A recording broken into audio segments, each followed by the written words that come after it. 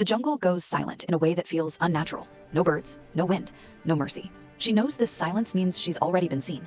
Mist coils around ancient trees as she steps forward carefully. Her breath is controlled, but her instincts scream danger. This forest doesn't forgive hesitation. A distant growl vibrates through the ground. Low, heavy, territorial. Something powerful is moving. She grips her rifle tighter, scanning the tree line. Her boots sink into wet soil. Every step feels like a mistake. A lion's eyes appear between the shadows, golden, focused, hungry. The predator has chosen. The lion steps forward, muscles rolling beneath its skin. It sees her size, her stillness. It assumes weakness. Before she can move, a wounded deer crashes into the clearing. Blood streaks its leg. Panic drives it straight toward her. The lion charges after the deer without hesitation. Speed, precision, instinct. The hunt is seconds from ending. She stands between predator and prey, heart pounding, choice made. The lion roars, warning her to move. She doesn't. She raises her weapon. A warning shot slams into the dirt. Dust explodes. The lion halts mid-charge. Its eyes lock onto hers. Confusion flickers. This wasn't expected. The deer collapses behind her, breathing shallow, alive, for now. The lion lunges again, closer this time, deadlier. She fires, controlled, precise. The lion stumbles, wounded. The attack breaks. The lion retreats into the trees, snarling in pain. The jungle holds its breath again, but danger isn't over. Heavy footsteps shake the ground, slower, larger. A massive bear emerges from the forest edge, towering, silent, drawn by blood. The bear rises onto its hind legs, power incarnate. One wrong move means death. She positions herself in front of the deer again, rifle steady, voice calm. The bear roars, shaking branches above. The sound rattles her bones. Still, she stands. She fires a flare near the bear's feet. Light explodes into the darkness. Instinct forces retreat. The bear drops down and backs away. Not defeated, deterred. The forest chooses restraint.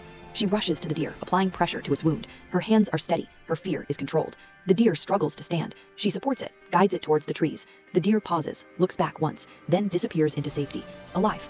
She collapses against a tree, mud on her face, blood on her hands, not hers. Rain begins to fall, washing away evidence. The jungle resets, as if nothing happened. She walks back toward her cabin, scanning every shadow. Awareness sharpened, trust gone. Inside the cabin, weapons hang neatly on the wall. Preparation without pride, survival without arrogance. She cleans her rifle in silence. The weight of the encounter settles in. Outside, the forest breathes again. Predators hunt elsewhere. Night deepens. The jungle never sleeps. She stares into the fire, replaying the moment, how close it came. In the darkness beyond the cabin, eyes still watch. Morning fog rises slowly. She steps outside. No victory, only survival. She loads her vehicle, prepared to leave.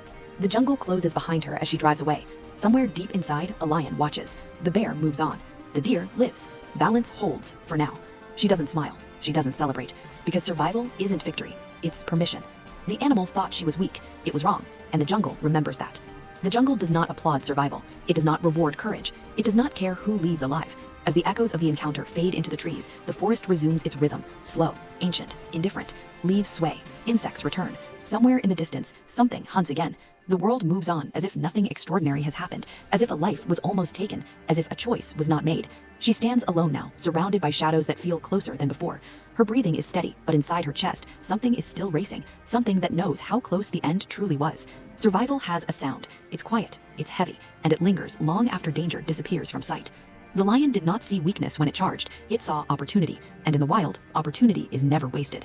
For a brief moment in time, she existed in the narrow space between predator and prey, between instinct and consequence. The deer ran on panic, the lion ran on hunger, and she stood on something far more fragile: awareness, the understanding that one wrong movement could collapse everything, that hesitation meant death, that action carried a cost no one else would bear. When the bear emerged from the trees, drawn by blood and chaos, the rules changed again. The forest layered danger upon danger, reminding her that survival is never singular. It comes in waves, it comes in forms you don't expect, and it tests not just strength, but restraint. This was not a victory, it was a delay. Because predators do not forget, they learn, they observe, they remember paths, scents, patterns, and the jungle records everything.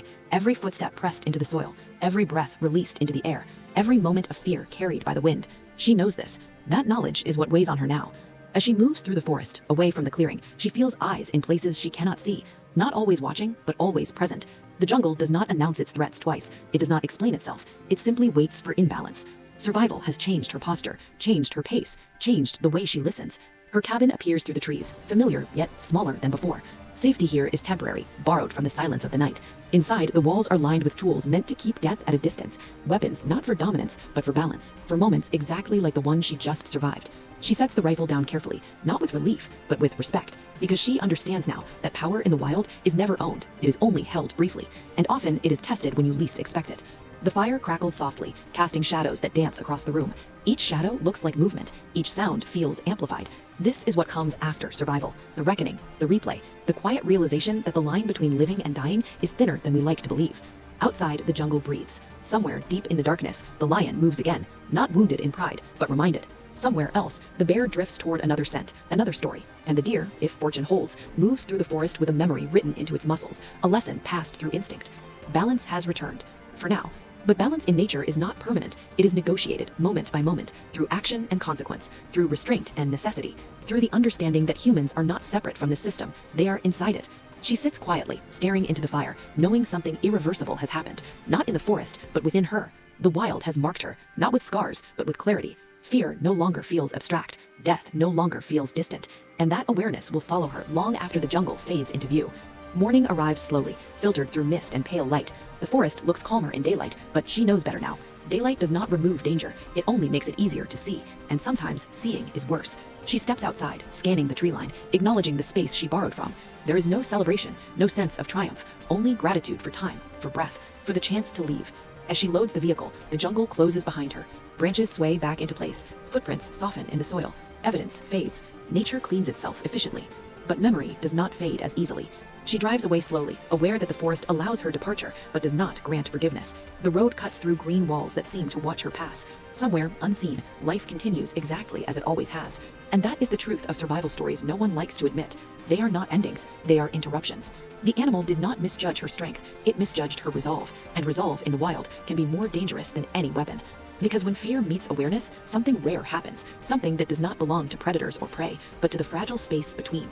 She survived not because she was stronger than the animals that faced her, but because she understood them. She respected the rules they live by, and she accepted the cost of standing where she did. As the forest disappears in the distance, one truth remains heavy and unshakable. The jungle does not care who you are, it only cares what you do. And next time, there may not be time to choose.